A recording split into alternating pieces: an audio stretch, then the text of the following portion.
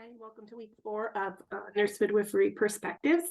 I hope everyone had a fantastic week. Got to enjoy a little downtime, at least a little bit for yourselves. I was just out helping put up a fence for my stepdaughter's wedding, which is in just under 3 weeks, and they're getting married out at the farm. So we were out busy doing that. So I'm a little bit sweaty, just came in. But I wanted to talk a little bit about our forum from last week, which was super interesting. I love history, so combining midwifery and history is just super fun for me. So I wanted to look at that just a little bit with you. And this is not what I wanted to. Here we are.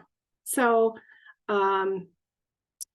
actually, I took a few notes from last week's forum that I just wanted to go over with you.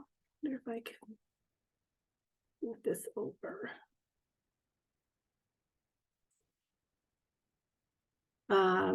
Excuse me. So, maybe I can.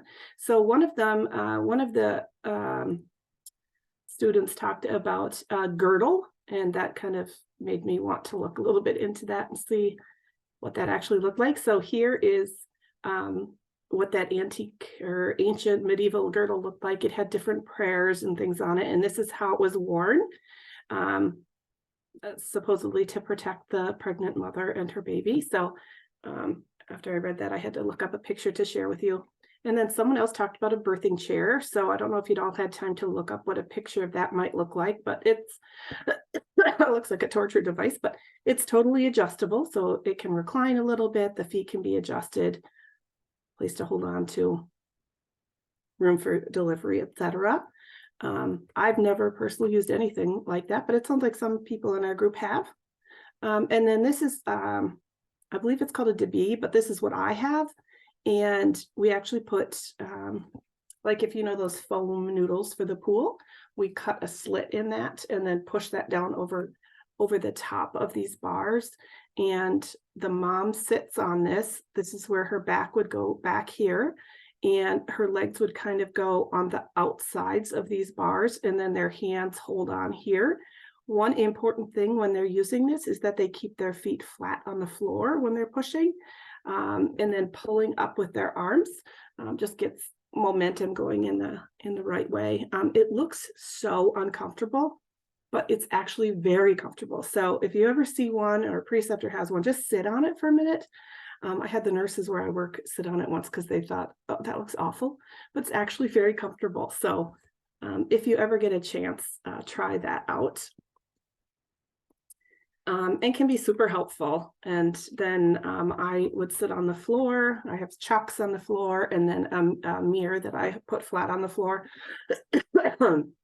and deliver that way. It's super easy and kind of fun to be in a different position that way, not do the same thing every day.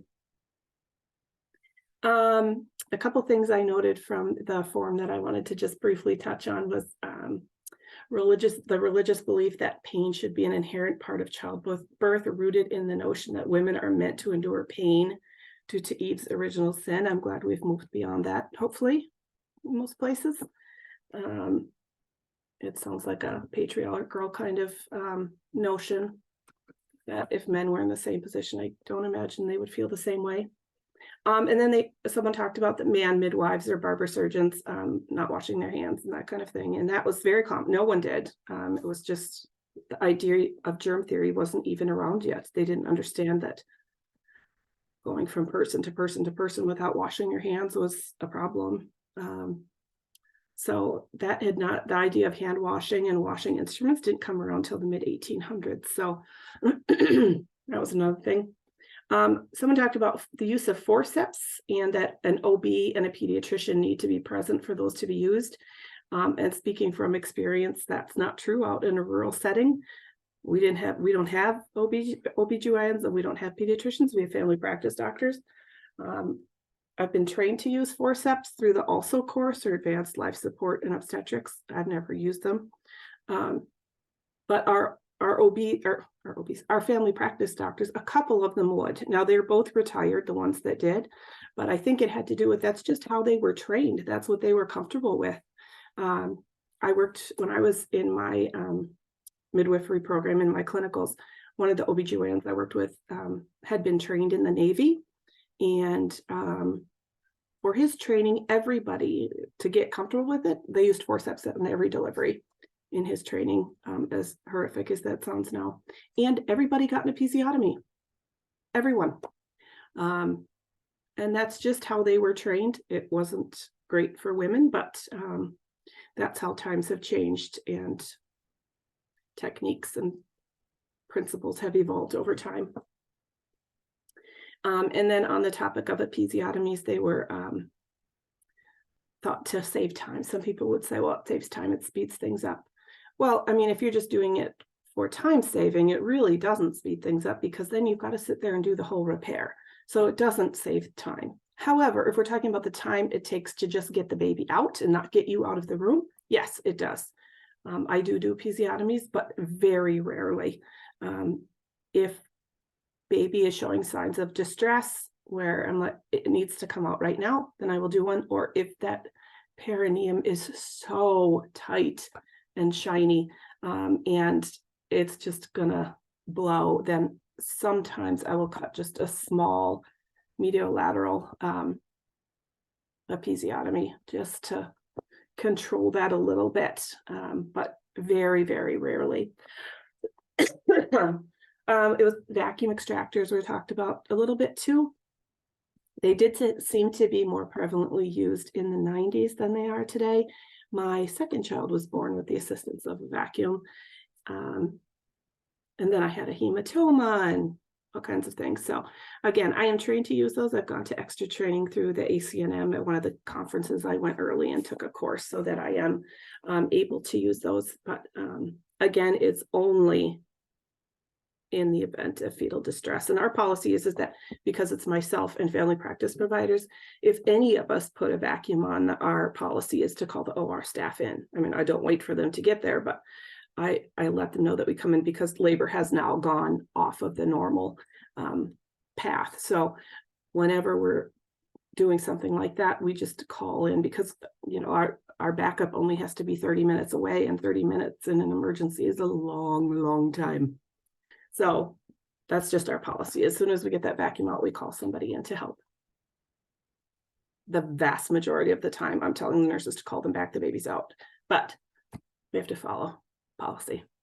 Mel Haraway, you had a great example or a great suggestion of a postpartum support group, or kind of, I thought it'd be great to like link maybe like retired women up with new moms that could maybe come in for an hour a day, even an hour a day, to let mom take a bath, maybe cook a meal, something just to give that extra bit of support, because you're right, the families aren't around as much as they used to be in our culture. Now, in a lot of cultures, that's not true, but in our culture, unfortunately, that's the case. And a funny story, my daughter, who's a nurse, just got married, the one that just got married, doesn't have kids.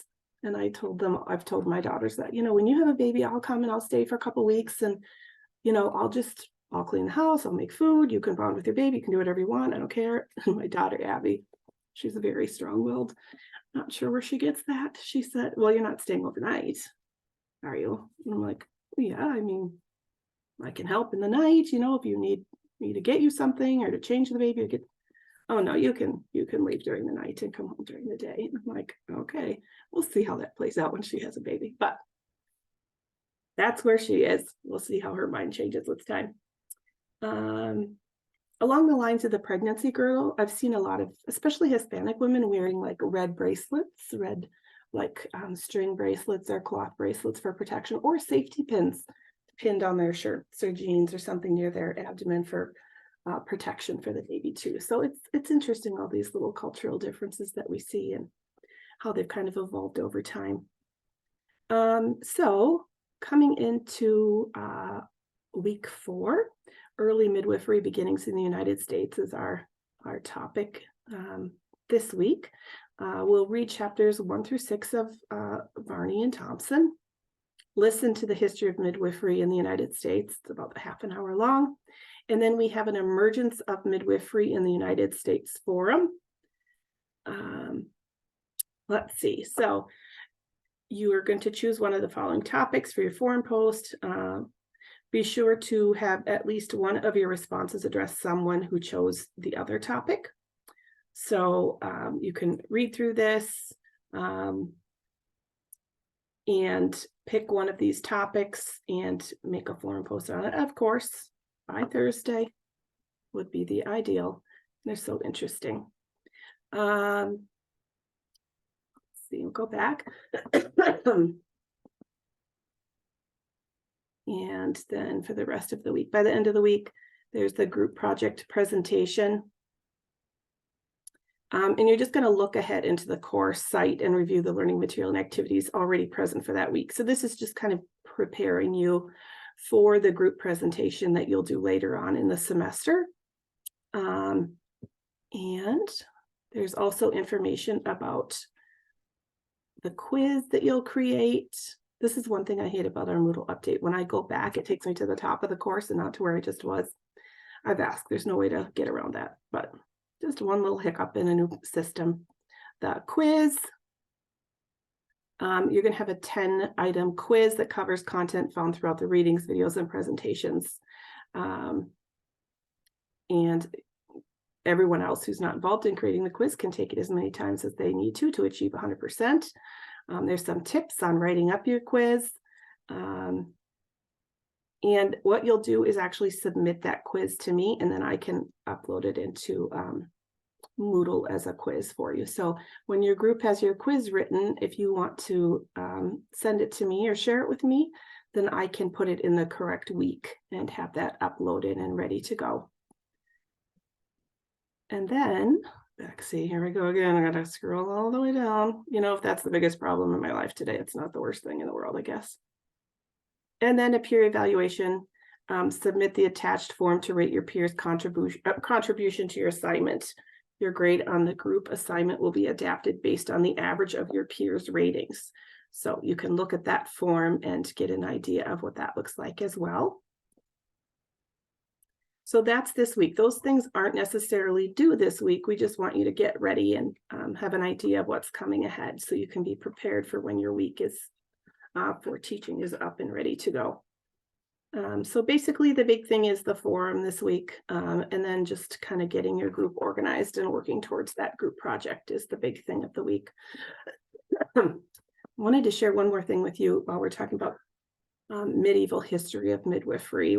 Several people talked about C-sections and Julius Caesar, and when the first C-section took place, that the mom and baby both lived, and that was in the 1500s, which is, and then she went on to have 5 more babies and a set of twins, was just phenomenal. Like, what did they use for suture, do you think, to repair that uterus well enough to have another pregnancy and not a uterine rupture? I mean, I have so many questions, but I'm sure you guys have watched Call the Midwife. And if you haven't already, I mean, really, how did you get to this point in your life? If you haven't, please watch at least an episode or 2. But if you recall, the name of the house that the midwives and nuns live in is Nonatus House. And have you ever wondered about that? Like, why is it called that for the midwives? Interesting, huh? Oh, Nonatus means not born, and refers to his birth as by cesarean section, his mother having died while giving birth to him, and he was born in 1204. So, interesting factoid for the day. Something to share at a party to impress everyone. Maybe, maybe not. But that is it for the week. I hope you have a good week. I look forward to reading your forum posts. I'm just about done grading the historical perspectives ones. A few people still had to comment back to each other, so I'll probably do that on Tuesday. But have a fantastic week. Take care.